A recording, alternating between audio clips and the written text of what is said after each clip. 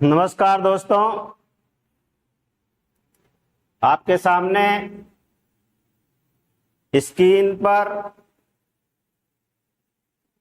Question objective type दिखाई दे रहा है। क्वेश्चन में आपसे पूछा जा रहा है कि 1 मीटर में कितने मिलीमीटर होते हैं, या 1 मीटर को मिलीमीटर में बदलो। तो आपको पता है कि 1 सेंटीमीटर बराबर होता है 10 मिलीमीटर।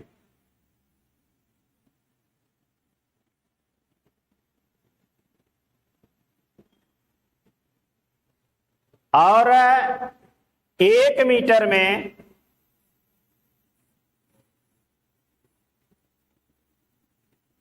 1 मीटर बराबर होता है 100 सेंटीमीटर।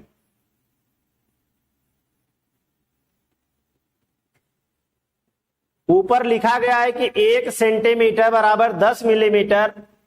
इस तरह से अगर 100 सेंटीमीटर में हम 10 से मल्टीप्लाई कर दें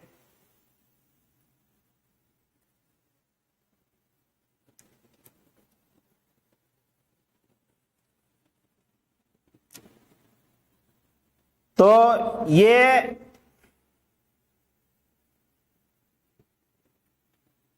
आ जाएगा 1000, और ये 1000 मिलीमीटर होगा। इस तरह से 1 मीटर बराबर हम कह सकते हैं कि 1000 मिलीमीटर। और क्वेश्चन में आपसे यही पूछा जा रहा है कि 1 मीटर में कितने मिलीमीटर होते हैं। तो इस तरह से इसका ऑप्शन सी जो है करेक्ट होगा, 1000 मिलीमीटर हो जाएगा।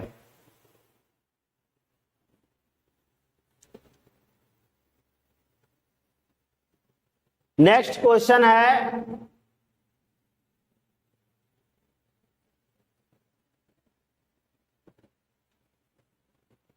यहां पर एक भी ब्लॉक का फिगर आपको दिखाया गया है। पूछ रहा है कि इस भी ब्लॉक का नाम क्या है।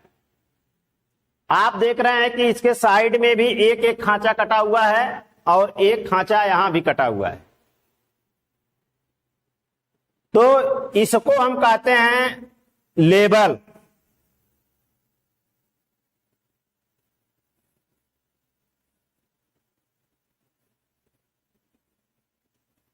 ये जो खांचा कटा हुआ है इसको हम कहते हैं लेबल, और इसको हम कहते हैं ग्रूव।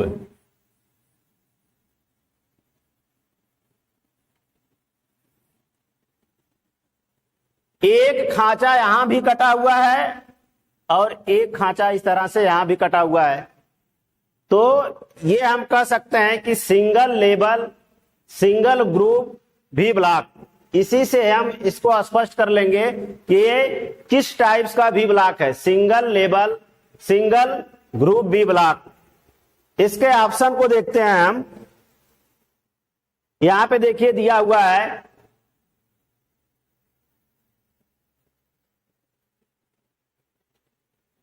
सिंगल भी ग्रुप भी block, single label, single group भी ब्लॉक, डबल लेबल, डबल है ही नहीं, सिंगल लेबल, डबल ग्रुप भी ब्लॉक। तो इस तरह से इसका ऑप्शन नंबर बी जो है करेक्ट होगा, सिंगल लेबल, सिंगल ग्रुप भी ब्लॉक। ये अगला क्वेश्चन हमारा है 118 को देखिए। कह रहा है कि कॉम्बिनेशन सेट में x के रूप में चिन्हित भाग का नाम क्या है। हमने इसके पहले भी आपको बताया है कि कॉम्बिनेशन सेट एक ऐसा औजार होता है जिसमें 3 प्रकार के हेड पाए जाते हैं। यहां पे देखिए फिगर में स्पष्ट दिखाई दे रहा है, ये आपका सेंटर हेड है जिसके द्वारा हम किसी गोलाकार जाप का सेंटर निकालते हैं। ये हमारा प्रोटेक्टर हेड है, जिसके द्वारा हम किसी कोण को एक अंश के डिग्री में मेजरमेंट करते हैं या किसी जाब की समतलता को चेक करते हैं, क्योंकि इसमें स्पिरिट लेवल भी पाया जाता है। इसलिए कभी कभी क्वेश्चन आता है कि स्क्वायर हेड के द्वारा, प्रोटेक्टर हेड के द्वारा हम किसी सरफेस की शुद्धता को चेक करते हैं। क्यों? क्योंकि इसमें स्पिरिट लेवल पाया जाता है। और यहां पर देखिए आपका स्क्वायर हेड लगा हुआ है। स्क्वायर हेड का काम क्या है? जिस तरह से आपका ट्राई स्क्वायर काम करता है, उसी तरह से यह भी मेजरमेंट करता है। किसी जाब को 90 डिग्री में मापने का काम करता है, उसकी साइड 90 डिग्री में बनी है कि नहीं उसको चेक करता है। किसी जाब की समतलता को चेक करता है, और इसमें भी स्पिरिट लेवल पाया जाता है। इसलिए यह जाब की सरफेस को एक्यूरेट मेजरमेंट कर लेता है। और आप देख रहे हैं कि जहां एक्स लेटर से दिखाया जा रहा है, यहां पर एक स्क्राइबर लगा होता है। आवश्यकता के अनुसार हम इसमें स्क्राइबर को भी लगा करके हम मार्किंग करने का काम कर लेते हैं। तो ये जहां पर इस लेटर्स को दिखाया गया है, जिस पॉइंट को, ये क्या है हमारा है? स्क्राइबर है। एक्स लेटर से जिसको दिखाया जा रहा है ये स्क्राइबर है, और यही आपसे पूछा जा रहा है। तो इस तरह से इसके ऑप्शन को आप देखिए, कह रहा है कि रूल, स्क्राइबर, क्लैंप नट और स्पिरिट लेवल। तो इसका ऑप्शन बी करेक्ट होगा। ये स्क्राइबर ही हो सकता है वहां पे। नेक्स्ट है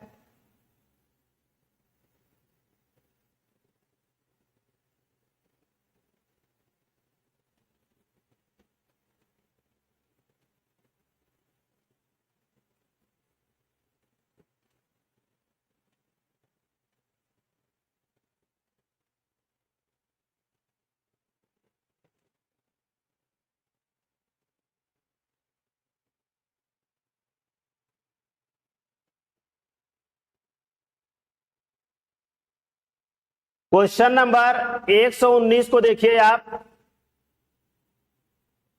ये इसमें कह रहा है कि राउंड बार के केंद्र को खोजने के लिए किस कैलिपर का उपयोग किया जाता है?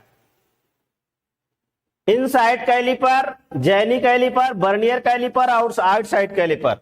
यहां पर जो ये इनसाइड कैलिपर है, ये किसी जाब को इनडायरेक्टली मेजरमेंट करता है, और बर्नियर कैलिपर जो है किसी जाब की लंबाई, चौड़ाई और मोटाई को मेजरमेंट करता है डायरेक्टली, और आउटसाइड कैलिपर है जो है किसी जाब के बाहरी डायामीटर को ये मेजरमेंट करता है, बाहरी साइज की यूनिट को चेक करता है। लेकिन जैनी कैलिपर एक ऐसा ऑप्शन इसमें है जिसके द्वारा हम मार्किंग करने का काम करते हैं। तो जैनी कैलिपर के ही द्वारा हम किसी गोलाकार जाब का केंद्र ज्ञात कर सकते हैं। इस तरह से इसका ऑप्शन नंबर बी जो है करेक्ट होगा। नेक्स्ट है 120 को देखिए।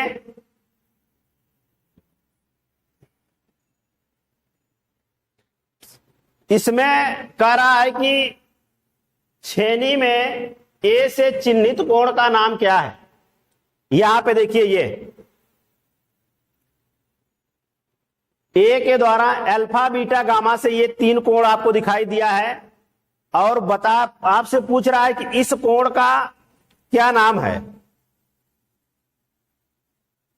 यहां से यहां तक का जो कोण बन रहा है, इस कोण को क्या कहते हैं? इसके ऑप्शन को देखिए आप।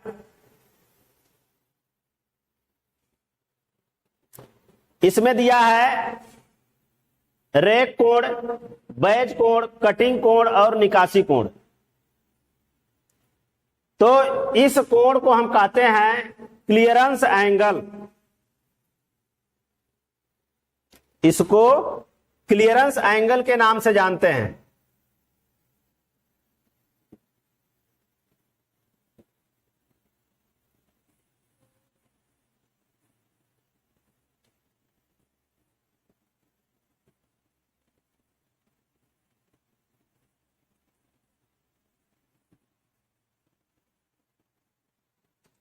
इस तरह से इसका जो है ऑप्शन नंबर डी करेक्ट होगा।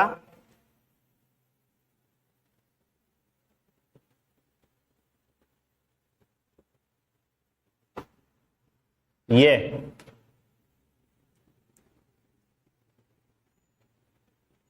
नेक्स्ट क्वेश्चन को देखिए आप। 121 को घुमावदार ग्रुप्स को काटने के लिए किस छेनी का उपयोग किया जाता है? घुमावदार ग्रुप्स को काटने के लिए किस छेनी या किस चीजल का उपयोग किया जाता है? इसमें फ्लैट चीजल दिया है, वेब चीजल दिया है, क्रॉस कट चीजल दिया है और हाफ राउंड। घुमावदार मतलब किसी गोलाई में जो खोखला हो अंदर से और अर्धवृत्ताकार हो, जैसे आपकी बियरिंग मान लीजिए, बियरिंग की हाउसिंग जो बनती है ऊपर भी उसका एक भाग होता है और एक भाग नीचे से फिर बोल्ट के द्वारा हम उसको क्या करते हैं, उसकी फास्टनिंग कर देते हैं। उस क्रिया को हम कहते हैं हाउसिंग। तो अगर वहां पे तेल की नालियां काटना है तो हमको हाफ राउंड चीजल का ही उपयोग करना पड़ेगा। इस तरह से इसका ऑप्शन जो है डी हमारा करेक्ट होगा। ये हाफ राउंड चीजल का प्रयोग वहां पे हम करेंगे। आगे चलते हैं 122 को देखिए आप।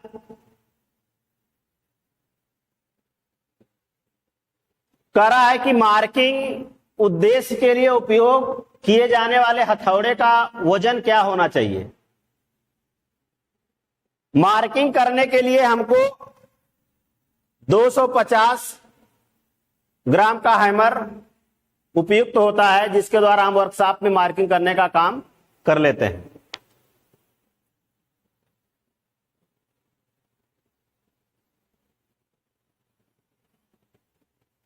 आगे देखिए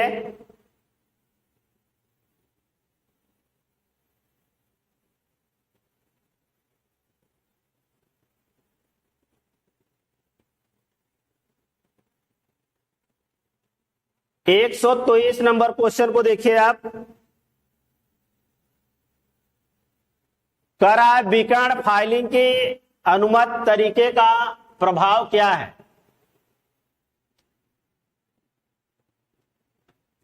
असमान फिनिश सतह, सतह पर खरोच, सतह पर उत्तलता, सतह पर सही फिनिश ना होना। डायगोनल फाइलिंग की बात कर रहा है कि अगर डायगोनल फाइलिंग किया जाए तो जाप की सतह पर क्या प्रभाव पड़ेगा। तो अगर ये फाइलिंग किया जाएगा तो सतह पर सही फिनिशिंग नहीं होगा। डायगोनल फाइलिंग अगर किया जाए तो सतह पर सही फिनिशिंग नहीं होगा। इस तरह से इसका ऑप्शन डी जो है करेक्ट होगा। नेक्स्ट क्वेश्चन को देखिए 124 नंबर को। कह रहा है कि वेल्डन ज्वाइंट और कास्टिंग से अतिरिक्त धातु को हटाने के लिए किस छेनी का उपयोग किया जाता है?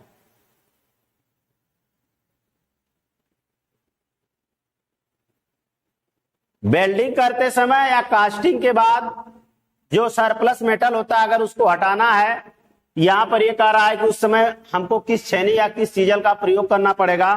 तो यहां पर ऑप्शन ए इसका करेक्ट होगा। फ्लैट छेनी से ही हम सरप्लस मेटल को हटा लेंगे। नेक्स्ट क्वेश्चन देखिए आप 125 को। इसमें कह रहा है कि इस फाइल का क्या नाम है? ये फाइल देखने में ही आपको गोलाई में दिख रही है और इस पे जो दांते कटे हुए हैं ये कर्व कटे हुए हैं। कर्व मतलब सर्कुलर, एक तरह से सर्कुलर टाइप गोलाई में कटे हुए हैं। क्योंकि फाइल हमारी गोलाकार है और गोलाकार फाइल पर सर्कुलर दांत ही कटे होते हैं और राउंड फाइल का प्रयोग वहां पे किया जाता है जब हमें किसी गोल की साइज को बढ़ाना है या किसी जाब को गोलाई में बनाना हो, तब वहां पे हम इस तरह की फाइल का प्रयोग करते हैं। तो यहां पे आप देखिए, इसमें 4 फाइलों का नाम दिया है, rotary file, tinker file, Barrett file और क्रॉस फाइल। इस तरह से इसका ऑप्शन जो है ए करेक्ट होगा, ये रोटरी फाइल है। आगे देखिए,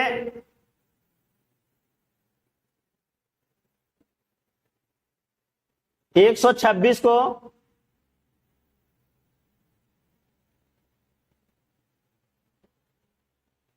कह रहा है कि फाइल के फेस पर चाक क्यों लगाया जाता है। फाइल के फेस पर चाक क्यों लगाया जाता है।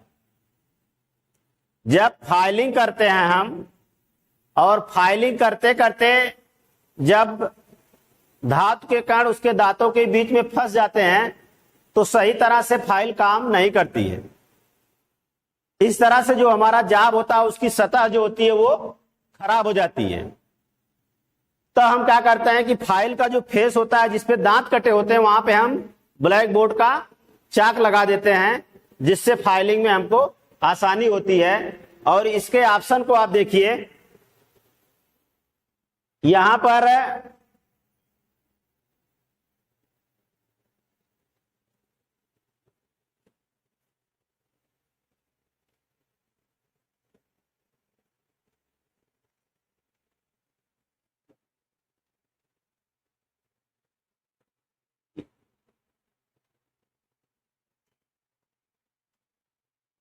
यहां पे देखिए दिया है, चिप की दर को बढ़ाने के लिए, पेनिट्रेशन और पिनिंग को कम करने के लिए, पेनिट्रेशन और पिनिंग को बढ़ाने के लिए फाइन पिच हेक्सा ब्लेड का उपयोग,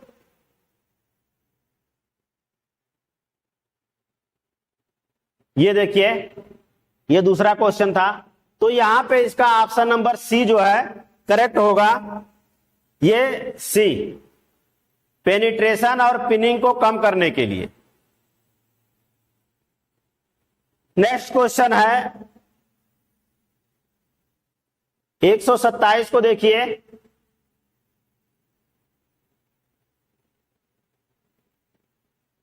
फाइन पिच हेक्सा ब्लेड का उपयोग क्या है।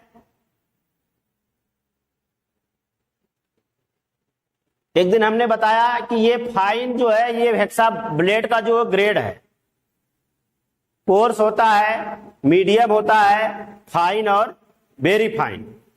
तो यहां पर हाई स्पीड स्टील को काटने के लिए कह रहा है, हाई कार्बन स्टील को काटने के लिए कह रहा है, कंड्यूट और अन्य पतली पाइपों को काटने के लिए कह रहा है। तो इस तरह से इसका ऑप्शन नंबर डी जो है करेक्ट होगा।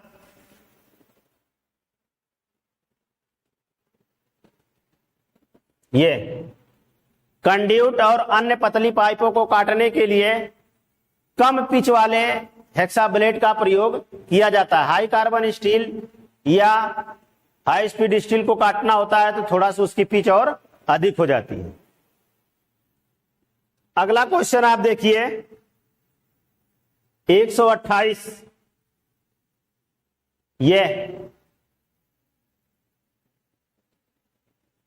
कह रहा है कि M10 into 1.25 tap drill size की गणना कीजिए। TDS निकालने के लिए आपको कह रहा है, ये TDS मतलब टैप ड्रिल साइज। टैपिंग मतलब जब किसी होल के अंदर, किसी नट के अंदर चूड़ी काटना होता है तब उसको क्या कहते हैं, टैपिंग कहते हैं।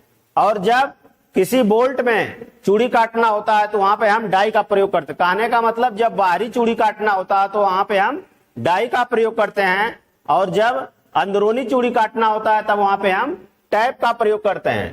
तो TDS मतलब टैप ड्रिल साइज, और टैप ड्रिल साइज बराबर होता है TS माइनस 2D।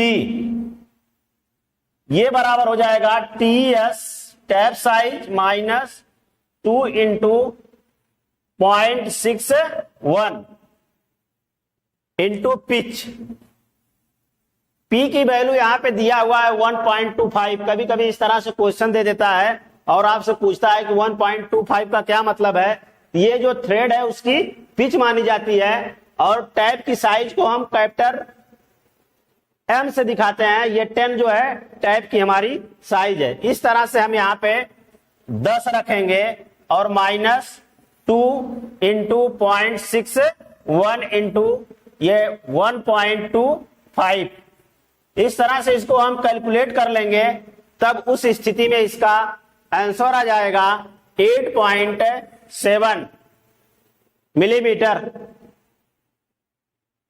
नेक्स्ट है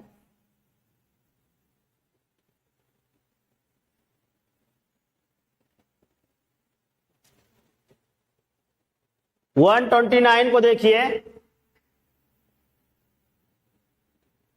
कह रहा है कि एक ड्रिल में फ्लूट्स के बीच के भाग का नाम क्या है। देखिए ये हमारी मान लीजिए ड्रिल का पॉइंट है और ये फ्लूट उसके बनते हैं।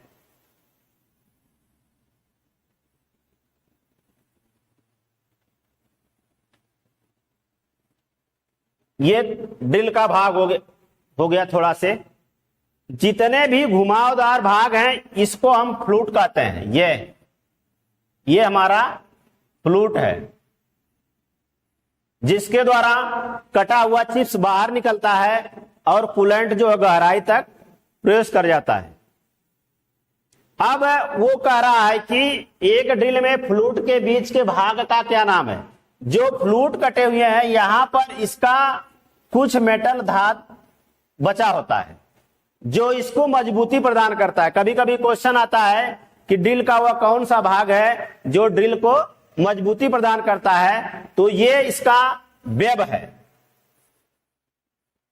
वेब यहां पर इसके बीच में कुछ धातु बच जाती है जिसके द्वारा ड्रिल को मजबूती प्रदान करता है, अन्यथा ड्रिल टूट जाएगा। तो अब तो बात क्लियर हो जाएगी कि इसका ऑप्शन जो है बी करेक्ट होगा। नेक्स्ट देखिए 130 को, क्वेश्चन नंबर 130।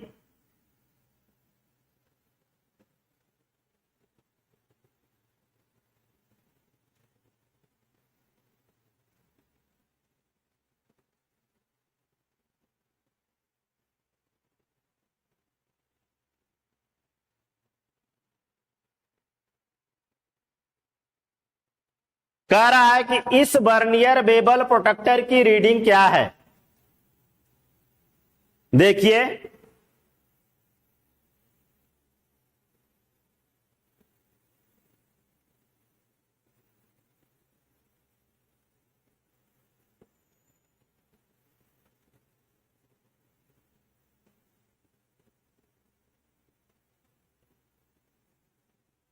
ये है, ये हमारा बर्नियर बेबल प्रोटेक्टर है और यहां पर उसकी रीडिंग आपको दिखाई गई है, लेकिन इसमें रीडिंग गलत है।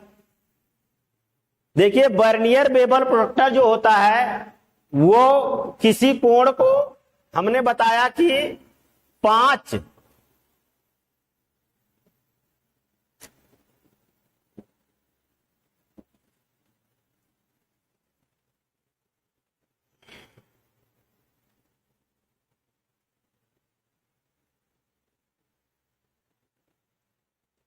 ये 5 मिनट की एक्यूरेसी में मेजरमेंट करता है। माने एक अंश के 12वें भाग को अगर इस इंस्ट्रूमेंट के द्वारा नापना हो तो हम आसानी से नाप सकते हैं। इसमें 2 स्केल बनी हुई है। यहां पर एक देखिए, ये मेन स्केल है और ये जो है आपका बर्नियर स्केल है।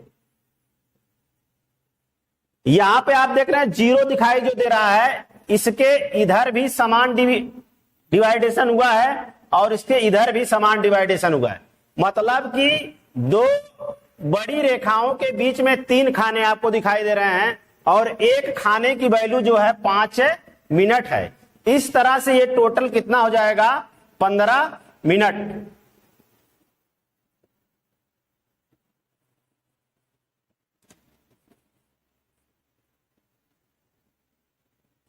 ये 15 मिनट, 15, 15, 30, 45, 15 चुको 60, 60 इधर भी है और 60 इधर भी। अगर ये आपका क्लॉकवाइज चलता है तो वर्नियर को भी हम क्लॉकवाइज ही पढ़ेंगे। अगर एंटी क्लॉकवाइज चलता है, देखिए इधर चलेगा तो क्लॉकवाइज और इधर चलेगा तो एंटी क्लॉकवाइज। अगर एंटी क्लॉकवाइज चलता है तो इसकी जो वर्नियर की रीडिंग होगी इसको भी हम एंटी क्लॉकवाइज पढ़ेंगे। लेकिन अगर एंटी क्लॉकवाइज चल रहा है तब हम क्या करेंगे, उसको क्लॉकवाइज चल रहा है तब इसको हम क्लॉकवाइज ही अध्ययन करेंगे। अब देखिए यहां पे देखेंगे कि हम वर्नियर का जो जीरो है वो कहां पे मिल रहा है। देखिए वर्नियर का जीरो हमारा यहां पर है और ये है क्या, आप देख लीजिए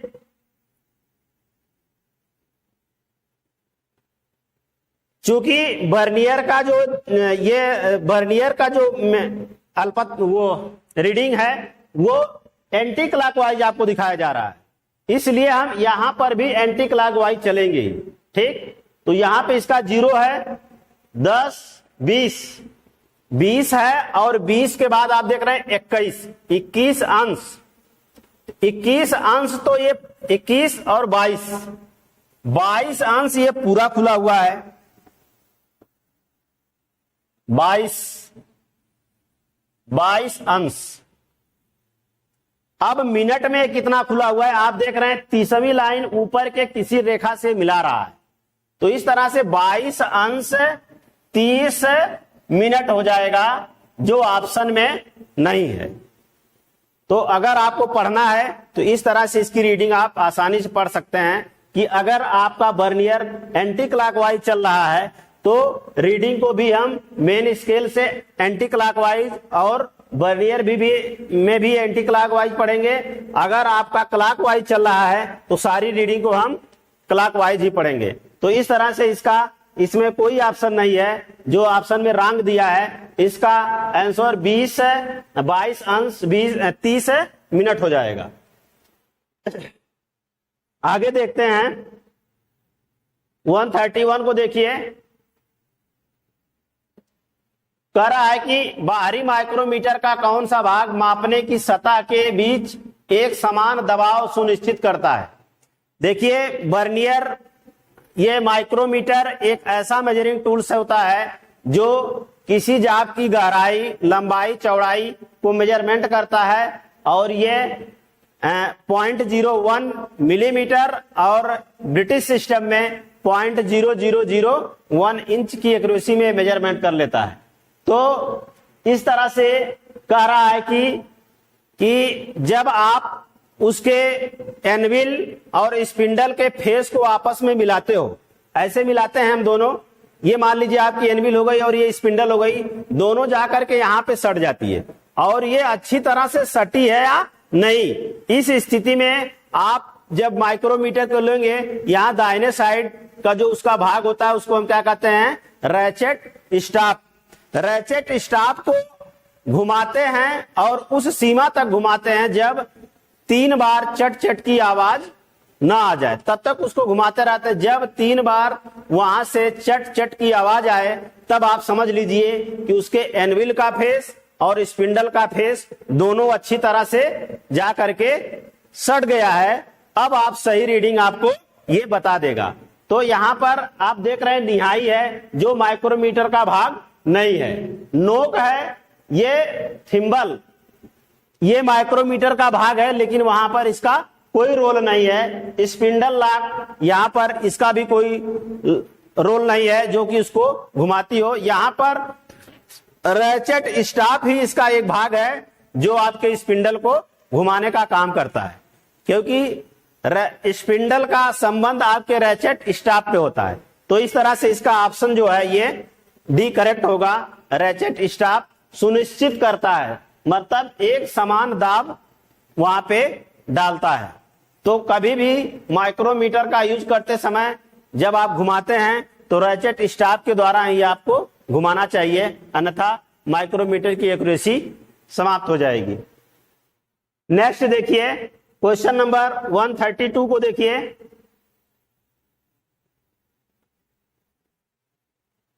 ये वर्नियर हाइट गेज का कौन सा पार्ट मुख्य स्लाइड का एक इंटरग्रल पार्ट है? देखिए यहां पे दिया है जा, बेस, बीम, जा क्लैंप।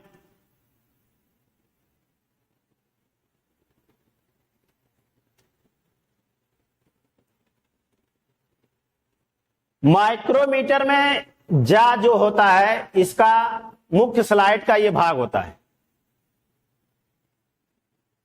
जो वर्नियर हाइट गेज होता है, जबड़ा ही एक ऐसा ऑप्शन है जो कि उसका इंटरग्रल पार्ट है। इस तरह से इसका ऑप्शन जो है ये ए करेक्ट होगा। नेक्स्ट देखिए 133 को कह रहा है कि माइक्रोमीटर का सिद्धांत क्या है। देखिए ये क्वेश्चन बहुत ही इंपॉर्टेंट है, कई बार कई जगह परीक्षाओं में आपसे पूछा गया है। जो आपकी स्पिंडल है उस पर आधा आधा मिलीमीटर की चूड़ी कटी हुई है और जो स्लीव है, माइक्रोमीटर की जो स्लीव है उसमें जो है भी इंटरनल थ्रेड कटी हुई है और उसी में ये जो है उसको कसते हुए आगे बढ़ती है स्पिंडल हमारी। तो मेन फंक्शन इसका थ्रेड का ही है। जब आपका थिम्बल एक चक्कर करता है, अर्थात जो थिम्बल होता है उस पर 50 खाने होते हैं और एक खाने की वैल्यू 0.01 मिलीमीटर होती है। जब थिम्बल हमारा एक चक्कर करता है तो स्पिंडल एक चूड़ी कसते हुए अर्थात आधा मिलीमीटर आगे बढ़ जाती है। जब 50 खाना थिम्बल चलेगा तब आपका स्पिंडल आधा मिलीमीटर आगे बढ़ जाता है। तो कहने का मतलब कि मेन फंक्शन इसका थ्रेड पे ही है। जैसे आप अपने बोल्ट को ले लीजिए, बोल्ट पर जब नट को एक चक्कर आप घुमाते हैं तब क्या करता है, नट एक थ्रेड आगे बढ़ जाता है। अर्थात यहां पे देखिए दो बात, एक लीड हो जाती है और एक पिच हो जाती है। जब कोई वस्तु गोलाई में चलते हुए एक चक्कर पूरा करती है तब उसको हम क्या कहते हैं, लीड कर गया। लेकिन एक चक्कर करने के बाद जितनी स्ट्रेट लाइन कवर करती है उसको हम क्या कहते हैं, पिच कहते हैं। अर्थात सीधी रेखा में जो डिस्टेंस तय हुई उसको हम क्या कहेंगे, पिच कहते हैं। तो कभी कभी ऑप्शन के ऊपर कभी कभी पिच और लीड और पिच के सिद्धांत पे काम करता है, ये चीज दे देता है। कभी कभी नट और बोल्ट के सिद्धांत पे काम करता है, आपको ये चीज दे देगा। कभी कभी स्क्रू और थ्रेड के सिद्धांत पे काम करता है, ये चीज दे देगा। और कभी कभी आप यहां पे देख लीजिए स्क्रू और नट। स्क्रू मतलब आप अपने बोल्ट को समझ लीजिए, जिस तरह से बोल्ट का ही सुधरा हुआ रूप स्क्रू है। बोल्ट को ही सुधार करके स्क्रू का रूप दिया गया। अर्थात बोल्ट पे भी एक्सटर्नल थ्रेड कटी होती है और आपके स्क्रू पर भी एक्सटर्नल थ्रेड, मतलब दोनों पर बाहरी चूड़ी कटी होती है। और नट क्या होता है, नट पे इंटरनल थ्रेड कटी होती है। मतलब जो नट है वो आपके थिम्बल का रूप ले लिया और जो स्क्रू या बोल्ट है वो आपके स्क्रू और बोल्ट जो है वो आपके स्पिंडल का, अर्थात जो स्लीव चलती है, स्लीव के अंदर जो आपकी स्पिंडल चलती है, क्योंकि स्पिंडल पर बाहरी थ्रेड कटी होती है, वो आपका स्क्रू और नट का रूप ले लिया। तो इस तरह से हम कह सकते हैं जो हमारा माइक्रोमीटर है वो स्क्रू और नट के सिद्धांत पे काम करता है, ना कि स्लाइड, रैक और पिनियन, वर्म और बर्म व्हील के सिद्धांत पे काम करता है। नहीं, रंग है। नेक्स्ट देखिए 134 को कह रहा है कि डेप्थ माइक्रोमीटर द्वारा ज्यादा रेंज की गहराई को कैसे मापा जा सकता है। यहां पर डेप्थ माइक्रोमीटर दिया है जिसके द्वारा हम किसी जाप की गहराई को मेजरमेंट करते हैं और वो बता रहा है आपसे किस पार्ट के द्वारा हम उसको मेजरमेंट करते हैं। तो देखिए आप यहां पर ये उसके ऑप्शंस हैं। लंबी स्पिंडल के द्वारा, समायोज्य बेस के द्वारा, एक ऑप्शन उसका और भी है, ए वाला जो आगे चला गया, और एक्सटेंशन रॉड के द्वारा। यहां पर जो उसका बेस होता है, बेस के नीचे एक राड लगी होती है, इस तरह से एक राड लगी होती है जिसको हम एक्सटेंशन रॉड कहते हैं। तो यही एक्सटेंशन रॉड ही ऐसा है जिसके द्वारा हम किसी जाप के गहराई को मेजरमेंट कर लेते हैं। जो आपसे पूछा जा रहा है कि डेप्थ माइक्रोमीटर का कौन सा ऐसा भाग है जिसके द्वारा हम गहराई को मेजरमेंट करते हैं, तो एक्सटेंशन रॉड ही ऐसा है उसका पार्ट जिसके द्वारा हम उसकी गहराई को चेक कर लेते हैं।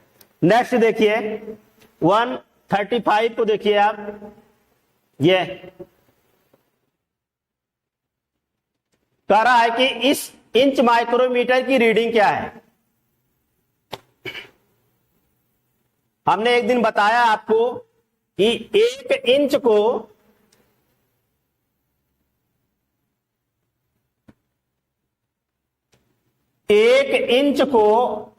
40 बराबर भाग में बांटा जाता है। बांट करके सब डिवीजन बना दिया गया है। क्या बनाया गया? Sub division. और इसके पहले 1 इंच को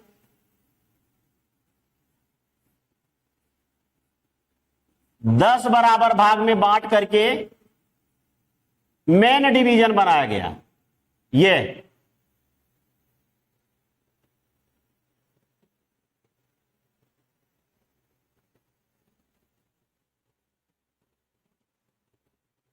ये देखिए 1 इंच को 10 बराबर भाग में बांट करके मेन डिवीजन बनाया गया, और 1 इंच को 40 बराबर भाग में बांट करके सब डिवीजन बनाया गया। इसके बाद आपका आता है थिम्बल डिवीजन। थिम्बल डिवीजन जिसके एक भाग की वैल्यू होती है 0.001 इंच, ये, और इसके ऊपर होता है इंच डिवीजन। ये 4 चीजें अगर आपको माइक्रोमीटर जो ब्रिटिश सिस्टम में हो और उसकी रीडिंग जानना है, तो आपको ये 4 चीजें जानना अनिवार्य है। अगर ये आपको आता है तब आप उसकी रीडिंग निकाल पाएंगे, अन्यथा उसकी रीडिंग आसानी से आप निकाल नहीं सकते हैं। और अब आप यहां पे देख लीजिए कि 1 इंच को यहां पर दिखाया गया है 7वें भाग तक, इसके अंदर भी है 8, 9, 10, और इसके एक भाग की वैल्यू यहां पर जो है 0.1, 0.2, 0.3, 0.4, 0.5, 0.6, 0.7। क्योंकि अगर आप 1 इंच को 10 बराबर भाग में बांट रहे हैं तो उसके एक भाग की वैल्यू 0.1 हो जाएगी, और इस तरह से दूसरे भाग की वैल्यू 0.2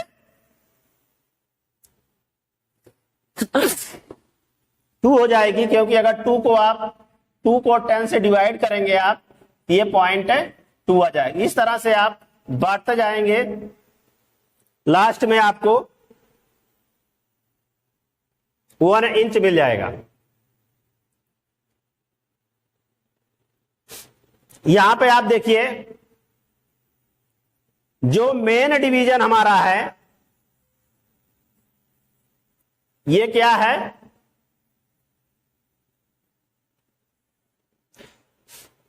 0.7।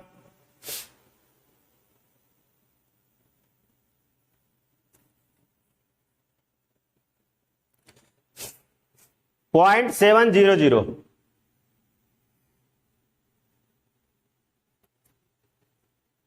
और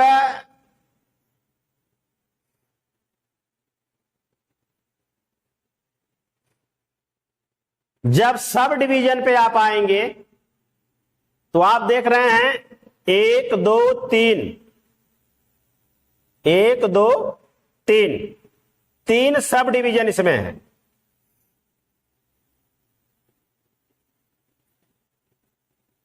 तो सब डिवीजन के एक खाने की वैल्यू 0.025 होती है और 3 की वैल्यू कितना हो जाएगी, 0.075 हो जाएगी, क्योंकि इसके एक डिवीजन की वैल्यू 0.025 होती है और इसमें 3 से आप मल्टीप्लाई कर दोगे तो ये चीज आपको मिल जाएगा। अब आप देखिए